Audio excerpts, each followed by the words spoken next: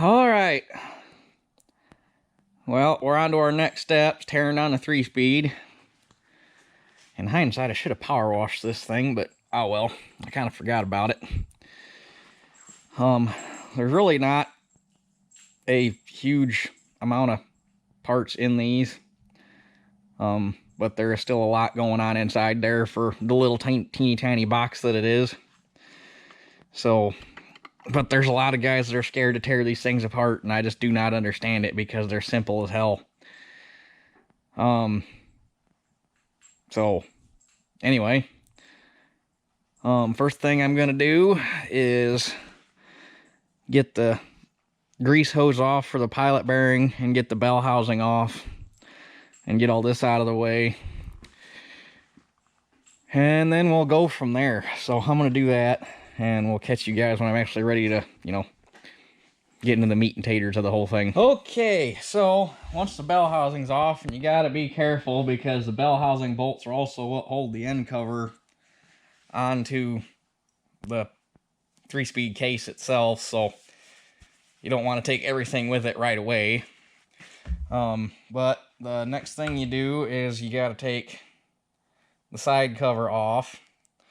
So to do that, you got to remove the lube line and the shift lever.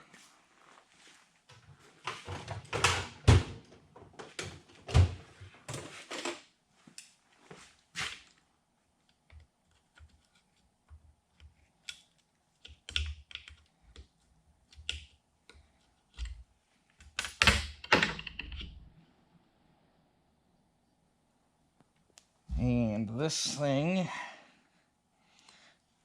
I have seen worse, but this thing could probably stand to have the pin replaced. So basically this is what shifts the valve spool, because this is hydraulic shift, obviously. And you got a groove turned in the valve spool that this pin engages, and that's what shifts your spool. And if you ever get a sloppy shifter, that pin is very likely the culprit, because these things will wear, and they'll get sloppy in there. The groove actually, I need to clean it up a little bit. The groove actually appears to be in decent shape, but that's just I can't remember what size it is. That's just a hardened dowel pin. You drive one out, you drive a new one in. There's nothing to it. So there's that. And then this line.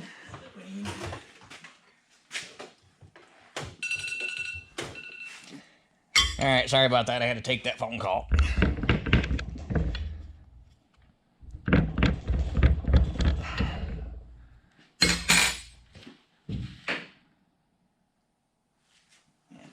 Normally you'd want to use a tube wrench for this, but our 5/8 tube wrench broke. There it goes.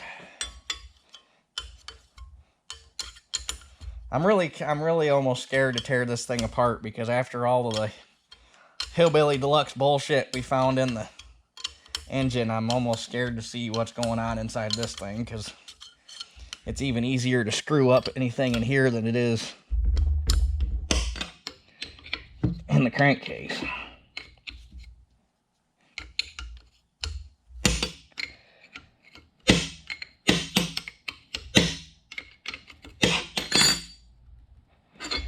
You're gonna be a fighter all the way out, aren't you?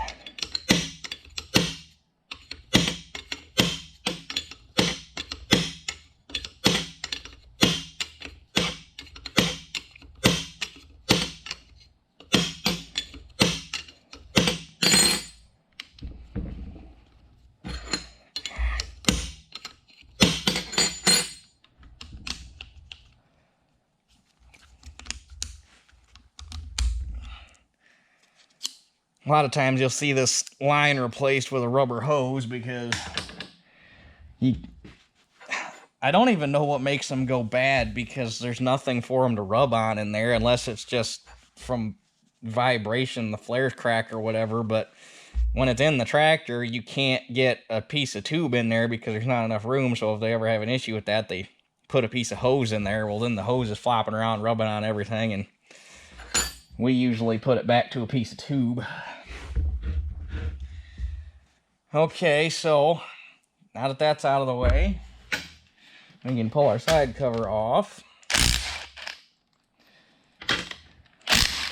And this should be able to tell you what kind of funness you're in for.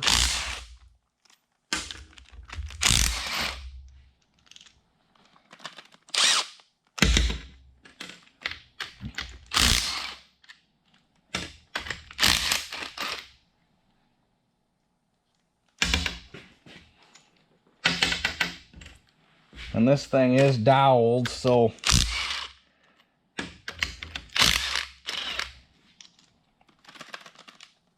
it's gotta be because it locates your pump. These bolts hold the hydraulic pump onto the shift housing or the valve housing. You want to call it a lube pump, but it's not.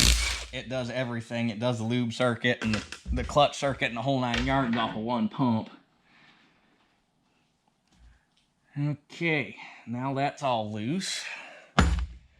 And you got to get it off.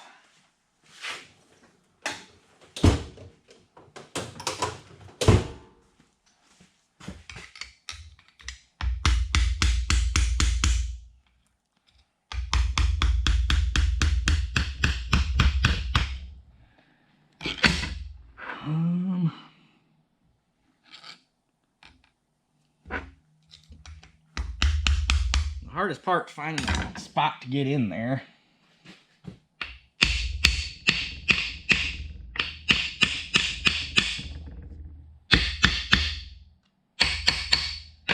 Sometimes you get lucky and the gasket will break, but I don't know what the heck, because I ran into this on the oil cooler and a couple other things. I don't know what they were using for gasket sealer, but it's like cement. The stuff gets hard and it doesn't want to... I fought for better part of 35, 40 minutes to get the oil cooler off the block.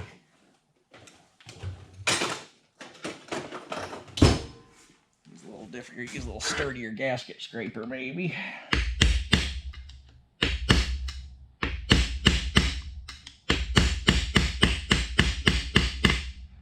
It's doweled here and here, and that's what you're going to be fighting. I wish sometimes when they did that, they'd give you jack bolt holes so that you could just get in there and get the thing separated from the case.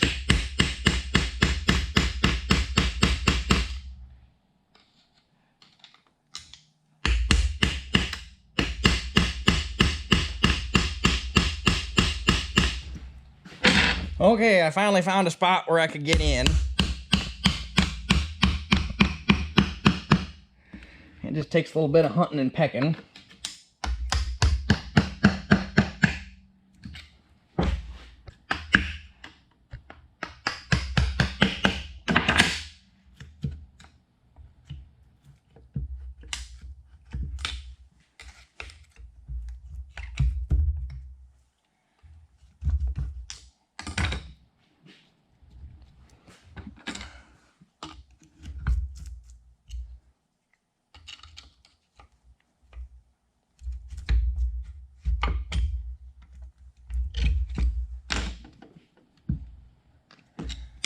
Come on, you bastard.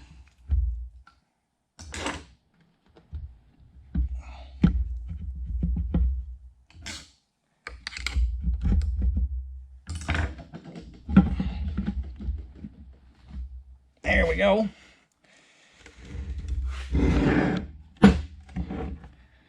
And that's all there is on that cover.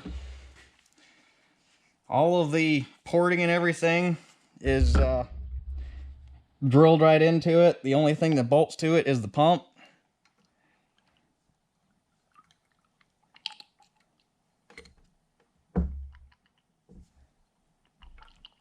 Which the pump feels pretty decent.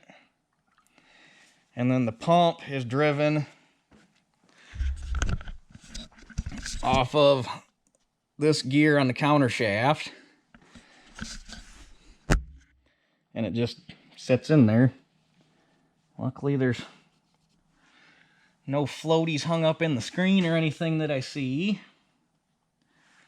And then you got 2 hydraulic ports here that I think these, if I remember right, are lube oil. So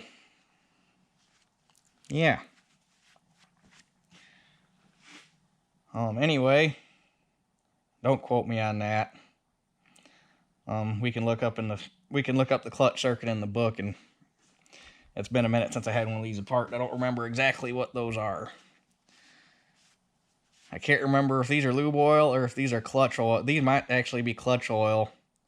Because if I remember right, actually I'm thinking that's it. I'm thinking that these are clutch oil. And then those go in to shift the clutch packs, and then lube oil circulates through after the clutch packs and returns through the counter shaft bearings, if I remember right. So we're gonna set this guy aside for a minute. Really all we got to do to that is take the pump off and clean it, and take the pressure regulator, pop it out and clean it, and take the valve spool out and clean it. So, but that's really all that's in that cover is your pressure regulator, your pump, and the spool. Everything else is machined right into the cover. So, but now that that's off, we're gonna get the chain coupler off, and the chain coupler takes a special spanner. Where is it? It's sitting inside of our piston ring compressor of all stupid places. You can buy the actual socket that's made for this, but we found this is a spanner socket for the lockout hubs on an 80s GMC pickup. And you go in here and you turn down just a little bit of meat and it fits right on there. So we use a Chevy axle socket. Usually the nuts get a little screwed up, so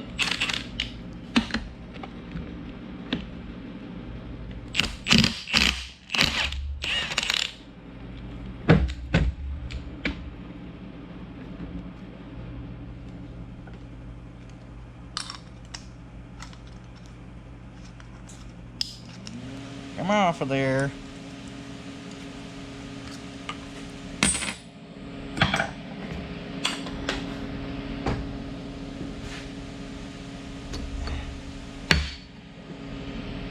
And that's your keeper washer, which comes in the kit. So rebuild it. So that's junk. Don't reuse it.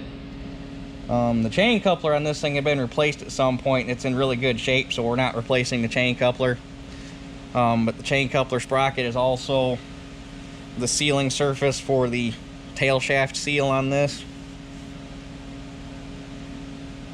which it looks like I might want to put that in the lathe and polish it a little bit, but it's not grooved, so that's good. It's just a little crusty.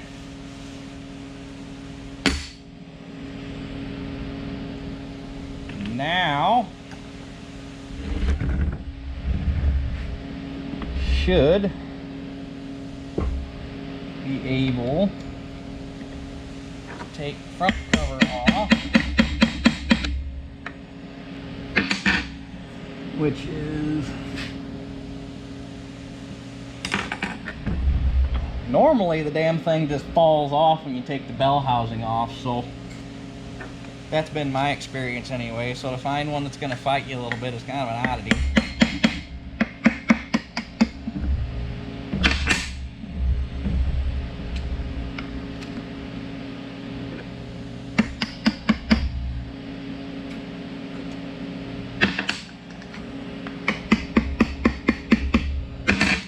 If I remember right, the dowel for this one is right here.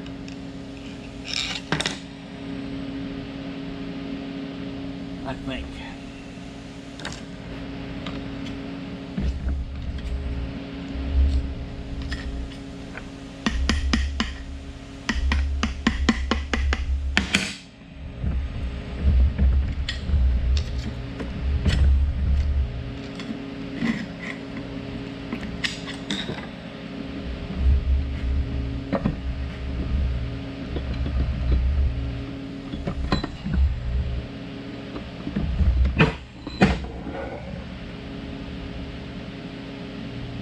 Okay. And the input shaft comes out with this cover because there's a bearing retained behind this plate, and it all comes out as an assembly. So you pull these screws out, and then that'll let you separate the input shaft from the back plate. So we're gonna set this aside for now.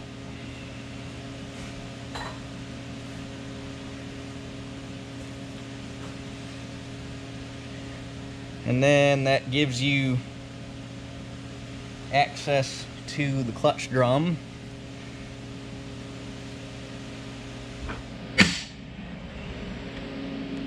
And now you take the back cover off, which requires a 12-point socket.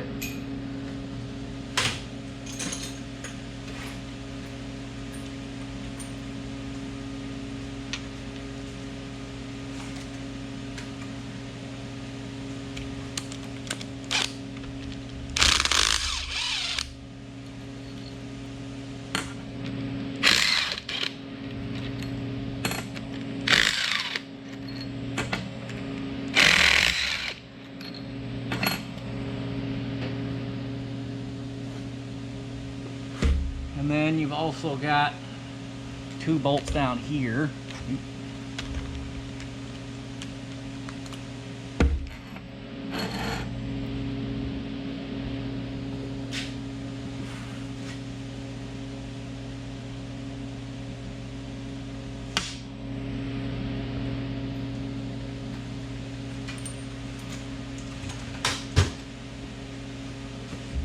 And these bolts retain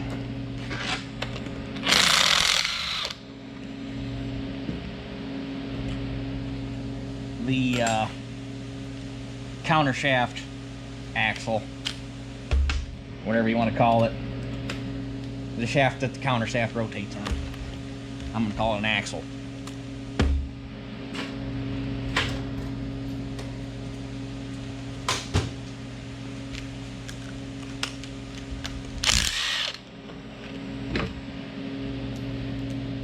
And these all have copper washers on them to seal them because they are drilled into oil.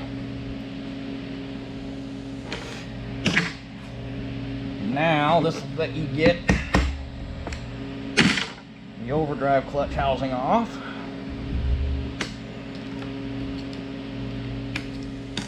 And then once you got the overdrive clutch housing loose from the main case, you can spin it and get this tail up out of your way, and then you knock this plug out that seals up your counter shaft support axle, and then you can pull that counter shaft support out, and then that lets your counter shaft fall down to the bottom of the case, and you get it over here out of the way, and then you can get your thrust washers out.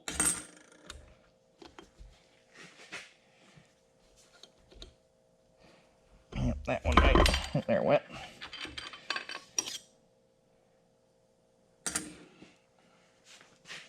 And then, as long as it's not hung up on the splines, you can get your main clutch housing out.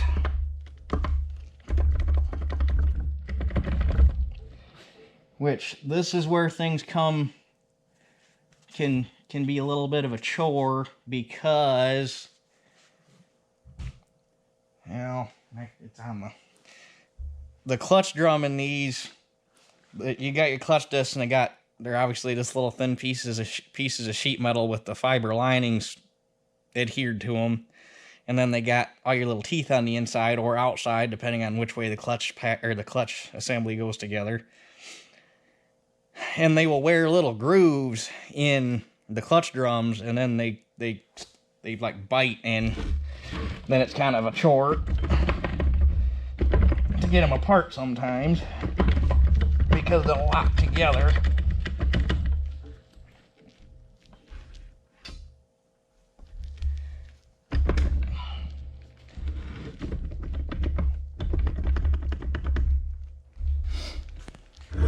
Okay, I finally got it loose. Near as I can tell, I wasn't actually hanging up on the clutch pack. I was stuck on the carrier bearing back here in the clutch housing, which doesn't make a whole lot of sense because it's supposed to be a slip fit, not an interference fit, but 'tis what it is. So, let me take the clutch drum out.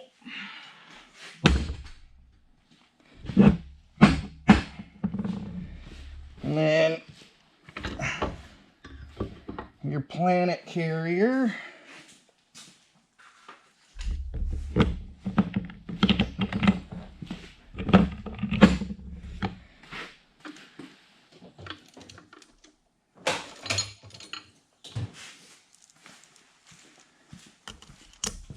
A bearing and your thrust washer. And that's an assembly-ish. And then now,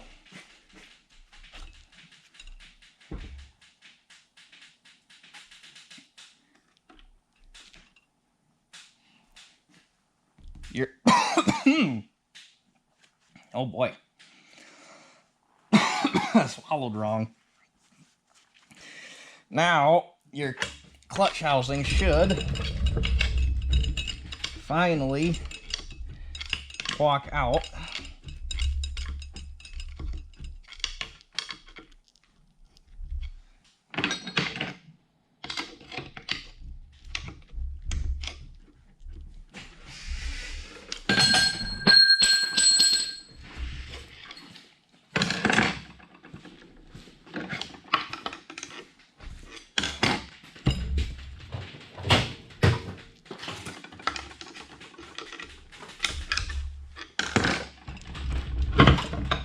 Like that.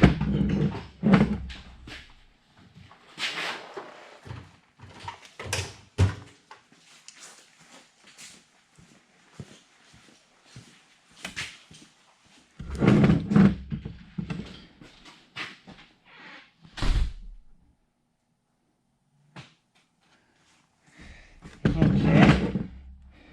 I didn't see where that spring fell from.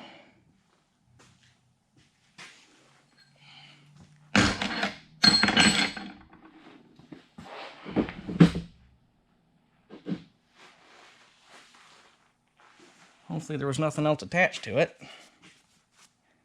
I didn't even see where it fell out of.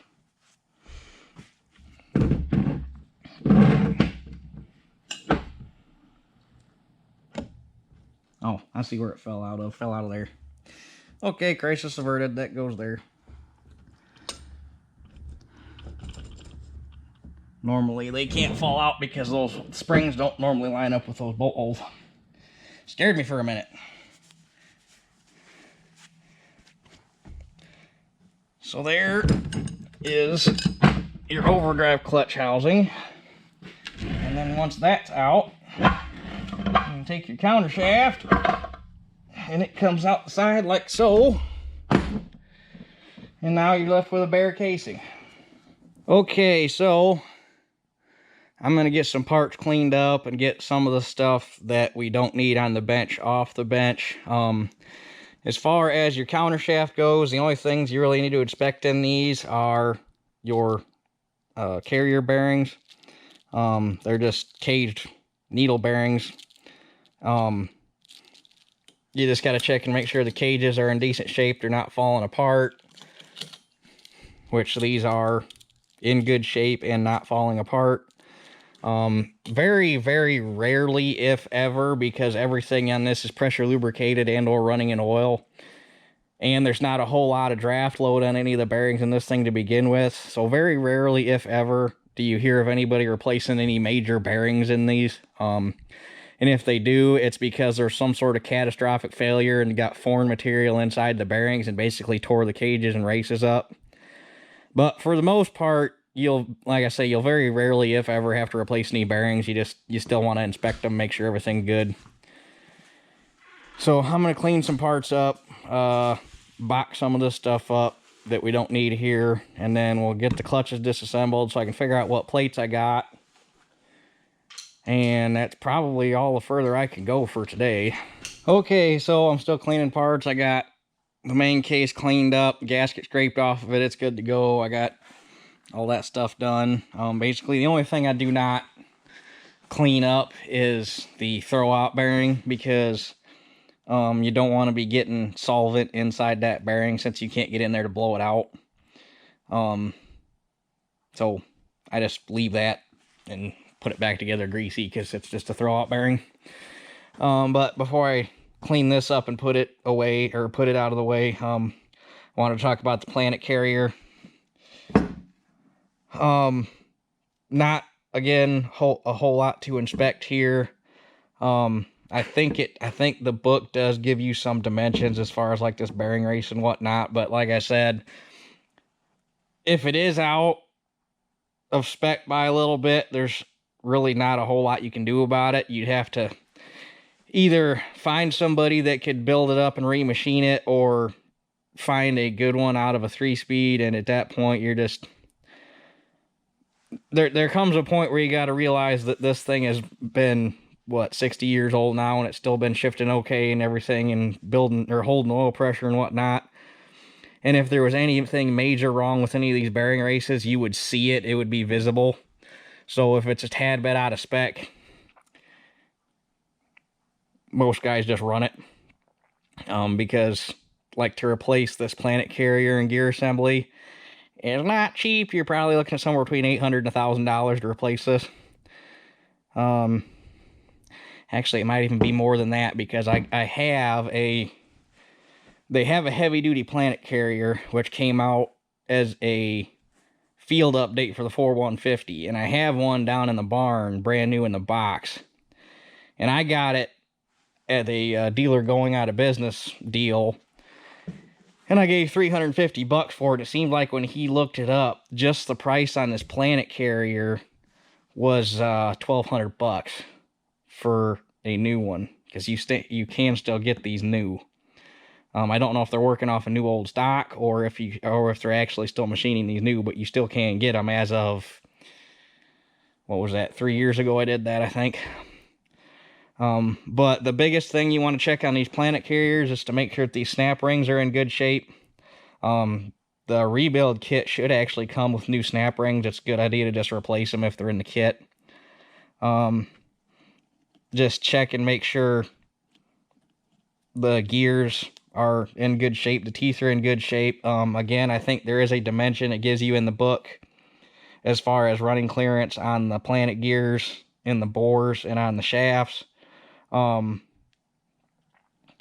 So you can take it apart and check those. And then the other thing you want to check is make sure the lock washers on the bolts are not broke. And there is a torque spec given in the book for these, and it's not necessarily a bad idea to go through and re-click these and make sure that they're still up to torque.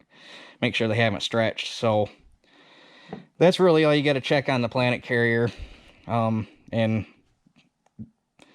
when we go to reassemble it, I'll probably just to make sure everything feels good and tight in here. I mean, there's no reason why it shouldn't be.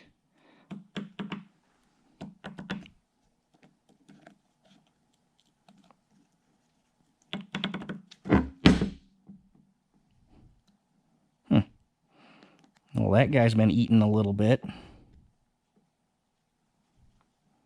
All the other ones are fine. Wonder what would have caused that one to do it.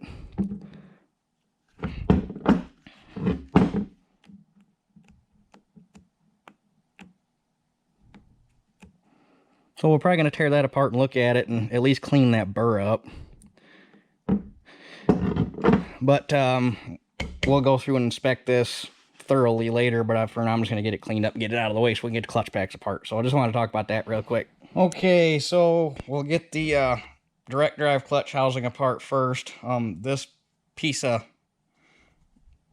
this bronze bushing right here is actually a thrust washer.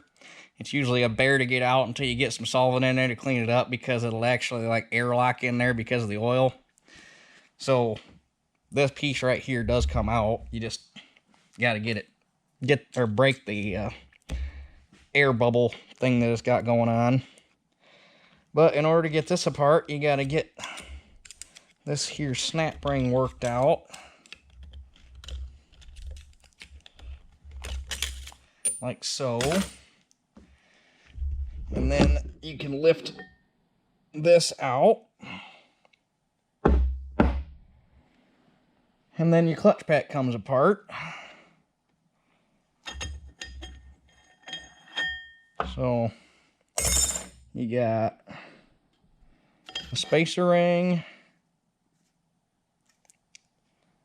and a clutch disc, and these clutch discs look really, really good.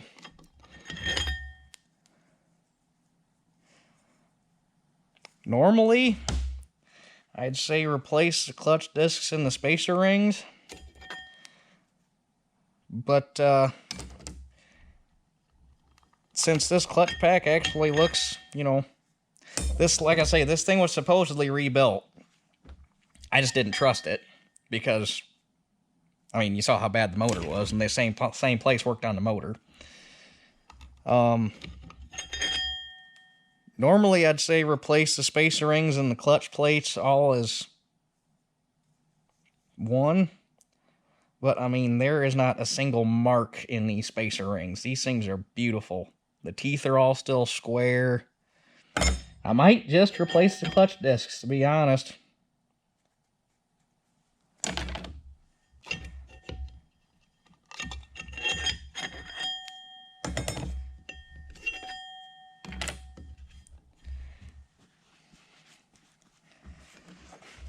So we got 1, 2, 3, 4, 5 clutch discs, and 1, 2, 3, 4, 5 spacer rings.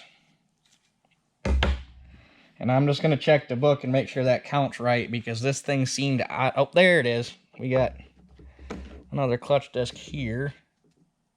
What the hell, Bobby? Well, that one's smoked.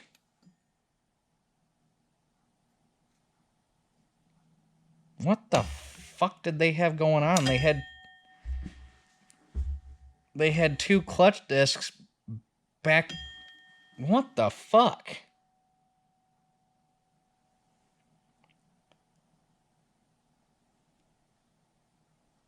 They had 2 clutch discs back to back.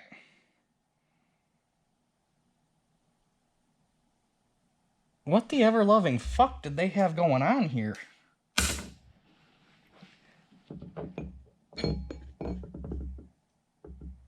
And then I think this was in the wrong spot, because I think... Yeah, it might have been in the... Let me look... Stay. Let me consult El Manuel, right? I know for a fact this is wrong. I don't know what the fuck they had... I think that right there just pretty much told me I'm replacing the entire clutch pack, spacer plates, and I'm just doing the whole... fuck it, I'm doing the whole clutch pack. But I gotta figure out what their stack up. Something's wrong here.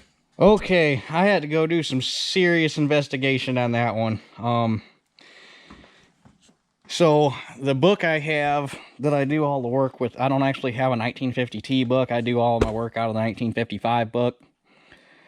And I got really, really confused really fast, because the 1955 book shows a pressure plate, which is this guy right here, because the piston that actuates direct drive is that guy right there.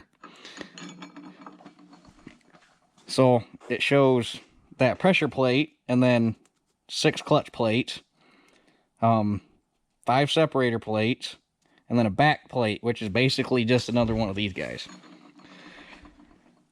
And I couldn't, they like, this was complete, the back plate was not here. I was like, well, what the hell? How did they? Well, then I got to looking, because I didn't catch it in the drawing. The 55 series, they used a different style clutch drum. And the clutch drum is just straight through, and the back plate is held in by a separate snap ring at the back. Then you put your clutch stack in, and then you put the input shaft in, and then that's held in by the snap ring that I took the snap ring right here, which is this groove right here. Well, on the older style clutch drum, that backup plate is part of the clutch drum. So, there's no pieces missing, which is good. There was just an extra freaking clutch disc in there. And judging by the fact that this thing was almost wore down to bare metal, and it is dark brown, which means it was burning. Not like catching on fire, but like it was, you know, slipping. And judging by, I mean, it is literally wore down to the thickness of the metal backer, and there's almost no clutch lining left. Which is leading me to believe that when they initially assembled this thing they had two clutch plates, one on top of each other against the pressure plate, and then the rest of the stack was put together correctly. And the way that plate right there is worn has got me thinking that when they initially put this together, it was too tight, and direct drive was probably almost always dragging until it got enough material wore off of one of those stacked clutch plates to let it actually release and do its thing like it was supposed to. So, yeah, I'm just gonna buy a whole new clutch pack. We're not. Yeah, they look okay. I'm just putting a new clutch pack in it. Fuck it. Luckily, the drum does not appear to have been harmed. One of the things you have to inspect on the clutch drums in these is the teeth, to make sure that there's no gouging in them, because the separator plates, because this is hydraulic, the shift is instantaneous. There's no like easing into it like a clutch. And that's why it's actually very hard. Normally in a 3-speed, the wet clutches are fine. They're not wore at all. It's usually always the Sprag that fails. But because it's an instantaneous shift, there's no clutch drag. If you get a little bit of slop in those teeth, these separator plates, when you shift, will instantaneously do that really, really quick. And a bunch of this over time will wear little grooves into here where every one of those separator plates sits. And the same thing when the clutch discs, which these guys engage on this guy. And you can kind of see it right here. It looks like we had two clutch discs that were eating into that a little bit, but I've seen a lot worse. That's really nothing to be worried about. And basically what'll happen if those grooves get deep enough is let me get this on here real quick. Your plates will twist into those grooves and lock. And then when you go to shift and release that clutch pack, they won't back up. And when the clutch pack relaxes, they will drag up out of those grooves, and it'll eat the teeth off these clutch packs, is what happens. But like this guy here, it looks bad, but it's really not. I have seen a whole lot worse. So that's really nothing to worry about right there. And before you think about replacing that, you want to see it a whole lot worse, because those input shafts are not cheap. We had to put one in the 4150, and I think that was you can't get them new. We had to get a good used one, and good used ones are hard to find. And it seems like they charged us $800 or $900 for a good used input shaft. So unless it is bad, you just run it. So there is a little bit more to disassemble on this shaft. We got somewhere over here. I think it's actually this guy right here. I'm pretty sure Pretty sure it's this guy right there. You push down on this and you get that snap ring out, and that lets you disassemble this. There's a return spring and a keeper and stuff in here that retracts the piston when it's not pressurized anymore. You got to take all that apart so you can replace the O-ring in here and all that fancy stuff, but we'll do that later. My main goal here is to get these clutch packs apart today so that I know what I got to order. So, I'm just going to loosely, I'll probably just clean this up real quick the best I can and set everything somewhere. And, I got to count the teeth on these clutch and separator plates so that I know what I need for my direct drive clutch pack, and then we will tear apart the overdrive, and your overdrive and underdrive and everything are all in this area here. So that's our next area of disassembly. Okay, well, so far we've got one fucked up clutch pack. Let's see what we can find in clutch pack number 2.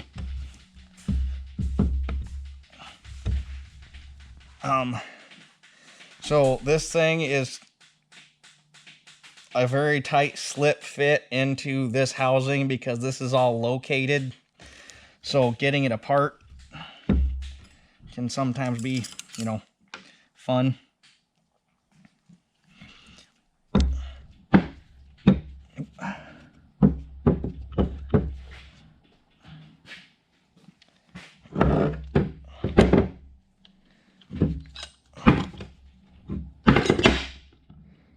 There we go. And this is that spring that fell, or one of those. These are one of the springs that fell out. And those are the return springs that disengage the clutch when you depressurize it. Then you got a thrust washer, which has seen better days. Probably gonna look at replacing that. And then this is your Sprag.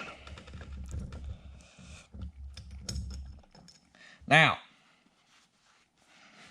when you take this out, you got to pay attention. The book will tell you which way to put this back in, so if you don't pay attention, it's not a super huge deal, but it's better to pay attention.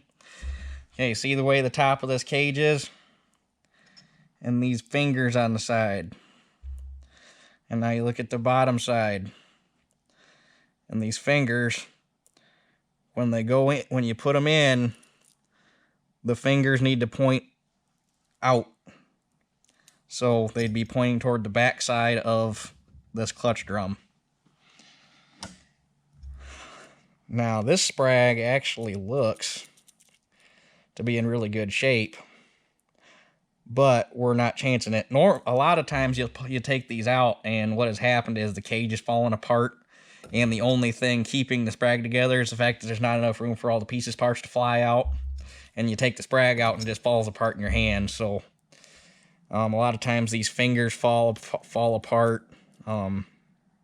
But since this is an overhauled 3-speed, you would expect this to be in one piece. Now, when I took the one out of the 4150, when I rebuilt that, it came out in a handful of pieces. There was no cage left. All the dog bones fell out. Everything, it fell out in a pile. And then you got another thrust washer, which I will probably replace. And then a needle bearing, which looks to be in good shape. And then you got your clutch pack. And when you assemble this, you actually assemble it on the 3-speed and then set the housing over it. So it's a little, you disassemble it different than you reassemble it. So this is actually the actual clutch drum itself. This is what slip fits into that housing, or part of what slip fits into the housing. And then we actually got so that's another spacer plate that stayed with the housing. So we got one spacer plate, and one clutch plate, and another spacer plate.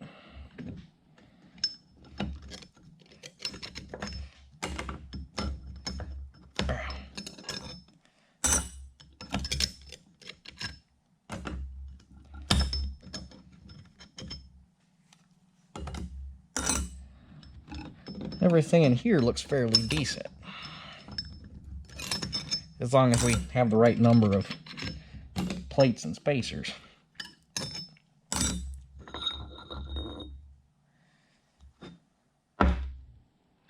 And this is what goes in and engages the planet gears on the planet carrier. Is this sprocket right here? This is your sun gear.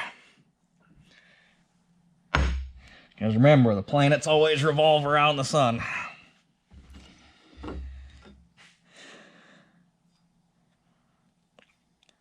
And then this guy here is your piston.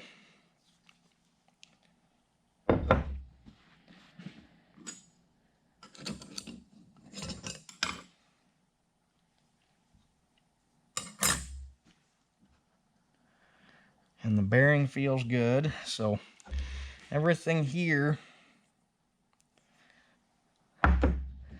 looks fairly kosher. So, same thing, I just got to count my teeth on this clutch pack. It's a shame to throw these plates out, but you're here, and in all honesty, these clutch packs are not that expensive. They really aren't. So, you're just better off to just replace them. It's not like it's a hard to find part. They're off-the-shelf replaceable wear parts, so you're here, they're cheap, just do it. Don't be a cheap ass. So, I'm going to clean all this stuff up. And the only other thing you'd have to do here is knock that seal out and replace the tail shaft seal. That bearing feels good, so no reason to worry about that.